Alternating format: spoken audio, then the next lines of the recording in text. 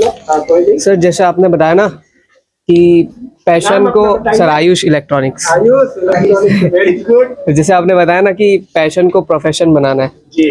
लेकिन ऐसा जरूरी थोड़ी है कि पैशन ही प्रोफेशन हो, प्रोफेशन अलग भी हो सकता है, पैशन अलग।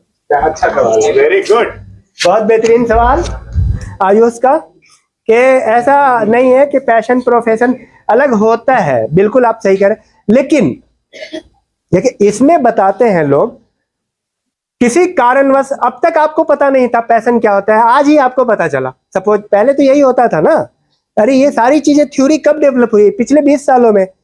अंग्रेज जो है बहुत आगे थे, उन्होंने ये भी बताते हैं कि जो देश या जो समाज इस तरह की किताबें 50 साल पहले की किताब है लिख चुका होता है, तो वो लोग कितना आगे बढ़ते हैं।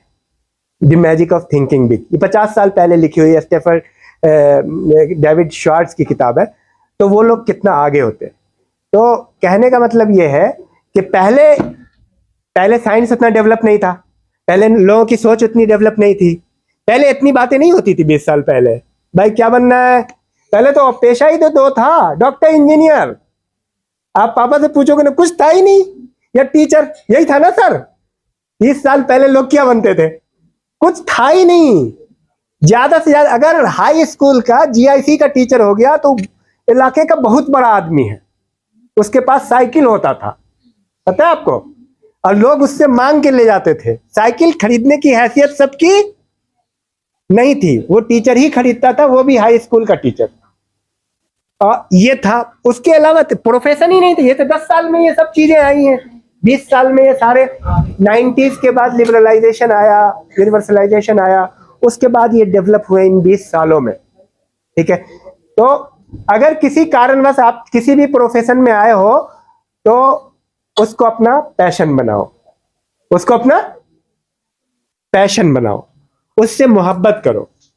अब जिस चीज से मोहब्बत करते हैं उस काम को करने का मन होना चाहिए।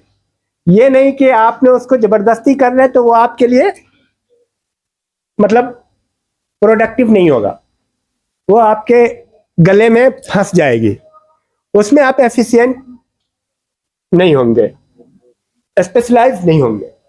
समझ में आ रही बात?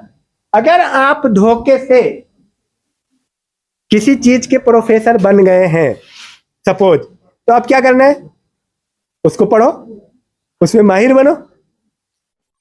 जैसे मैं धोखे में यूट्यूबर बन गया, क्यों? हुआ क्या कि भाई कोरोना आ गया, तो बैठे बैठे क्या करे, तो मेरे अंदर एक बेचैनी थी, मैं अपना बता रहा हूं, तो मेरे अंदर बेचैनी थी कि मुझे कुछ करना है, कुछ करना है।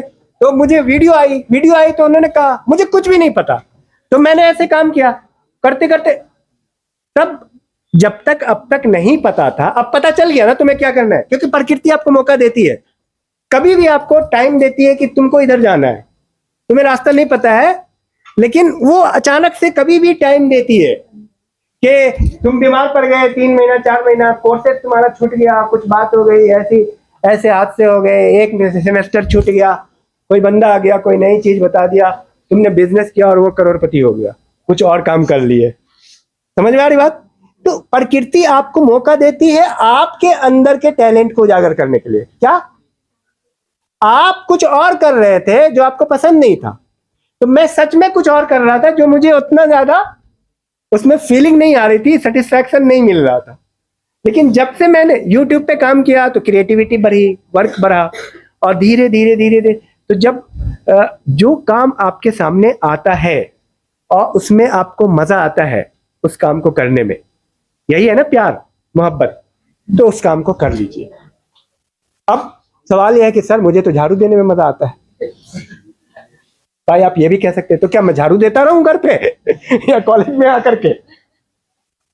तो उसके अभी मैंने 2 थ्योरी आपको बताया था। पहली ये कि मोहब्बत है उस काम से और उस काम को करना है। तीसरी थ्योरी ये है कि समाज की नीड कितनी है। क्या है? आप ऐसा काम चुनो जो समाज की नीड है। सपोज टाई है, टाई बनाओ, स्कूलों में टाई बेचो। तो नीड होनी चाहिए जो काम तुम कर रहे हो। तुम्हें जो है ना अपने घर का बेड साफ करने में अच्छा लगता है, कपड़ा धुलने में अच्छा लगता है, लेकिन क्या यह सोसाइटी की नीड है? तो तुम कभी भी आगे तो क्या देखना है कि सोसाइटी की वो चीज नीड है कि नहीं। और सोसाइटी की नीड है, तो देख सकते हो कि उसमें अर्निंग है कि नहीं उस काम में।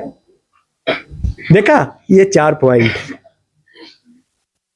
उस पैशन, उसको अपना पैशन बना लो जिसमें ये 4 पॉइंट हो।